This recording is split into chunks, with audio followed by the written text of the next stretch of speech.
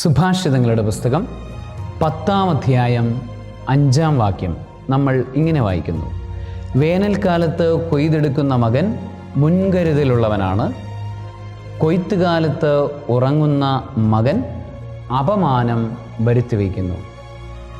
ദൈവത്തിൻ്റെ മക്കളായ നമ്മൾ അതാതു കാലങ്ങളിൽ ചെയ്യേണ്ടതുപോലെ ചെയ്ത് ജീവിക്കണമെന്ന്, ഉത്തരവാദിത്തങ്ങൾ നിറവേറ്റി ജീവിക്കണമെന്ന് ദൈവം ആഗ്രഹിക്കുന്നു.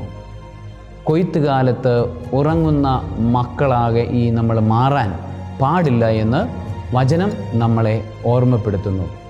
ആകയാൽ സർവശക്തനായ ദൈവം, പിതാവും പുത്രനും പരിശുദ്ധാത്മാവും അതാത് കാലത്ത് ചെയ്യേണ്ടത് ചെയ്യാനുള്ള കൃപ കൊണ്ട്, ജ്ഞാനം കൊണ്ട് നിങ്ങളെ നിറയ്ക്കുമാറാകട്ടെ. ആമേൻ.